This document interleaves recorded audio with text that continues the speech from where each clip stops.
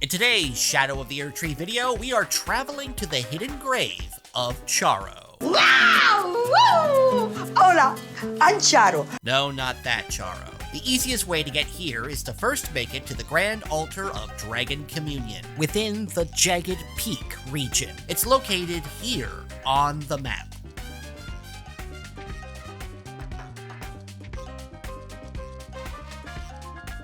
Now, I actually found Charo's grave completely by accident, as I was just goofing off and riding Torrent around the gigantic dragon corpse here, and sure enough, as I was picking up harpoons, I spotted a field of red flowers. So I jumped down and boom, I was within Charo's hidden grave.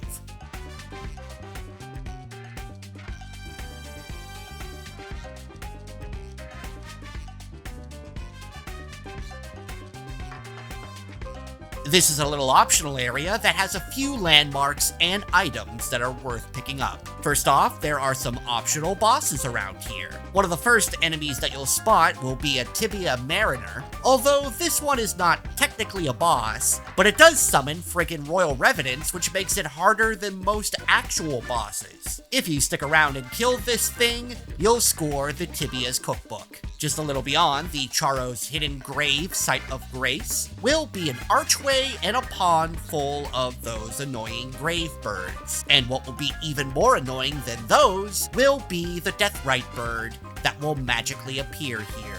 This fight will be similar to all of the other fights that you've had with previous Deathrite birds, although this one will have the added bonus of any nearby grave birds getting involved in the battle. Defeating this bird nets you 230,000 runes and the Ghostflame Call Ash of War.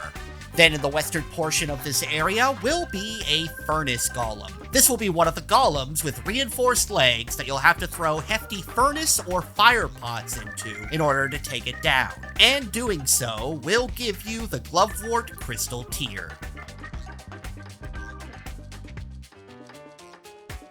Also, on the ledge where you'll likely throw those furnace or fire pots from, you can find the Gravebird Ashes, if for some reason you want to summon Gravebirds to fight alongside you.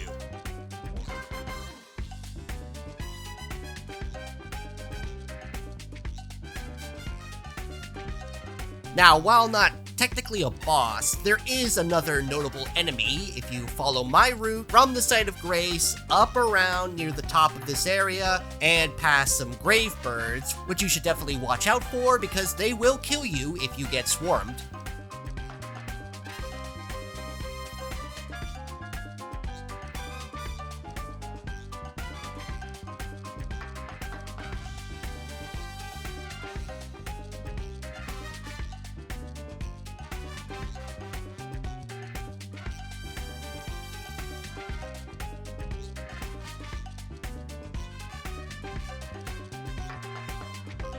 Keep on going, and you'll eventually come to an area with one of those giant hippos. And if you fought the golden hippo, you have an idea of what to expect here, although he doesn't do the whole thing with the needles popping out of him and rolling around as far as I can tell. This hippo is a tough enemy, but if you defeat him, you'll get a Scadutree Fragment, so it's worth taking him down. On the route to the hippo that I mentioned earlier, there's actually an incantation that you can pick up along the way. It's called Rings of Spectral Light, and you can find it here.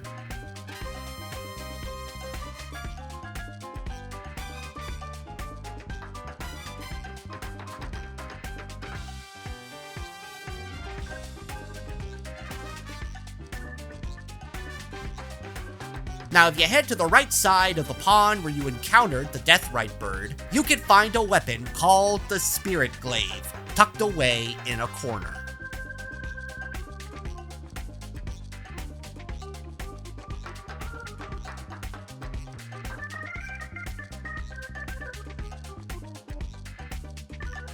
And if you go south of the Charo's hidden grave site of grace, somewhat near where you fought the Tibia Mariner, you can jump down to grab a great ghost Glovewort, and it's a handy little shortcut down to the Cerulean coast.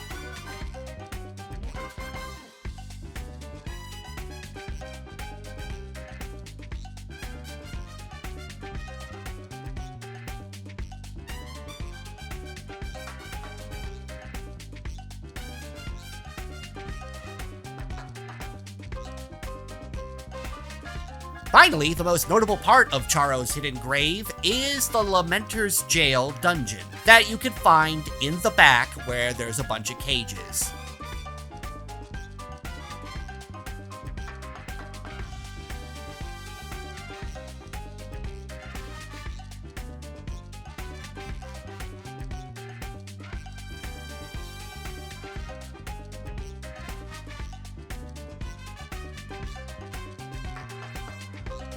This isn't a particularly confusing dungeon, although you may initially be discouraged from exploring it because of the locked entrance. But you just need to find the jail upper level key, which is found by heading down the path to the left. And in that section of this jail, in the same room as a sad ghost, will be the prattling Pate's Lamentation.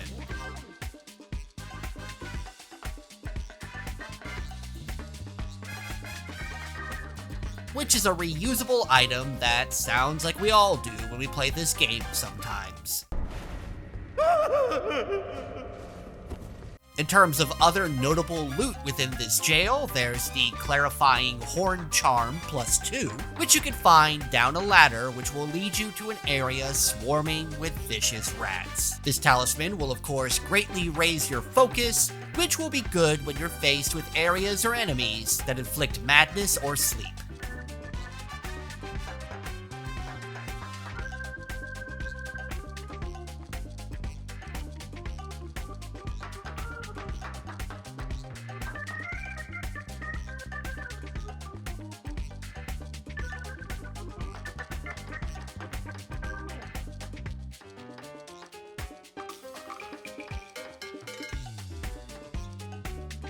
Then, once you've found yourself the jail lower level key, if you follow me from the area that looks like this, you can take the stairs to find a sneaky little hidden area.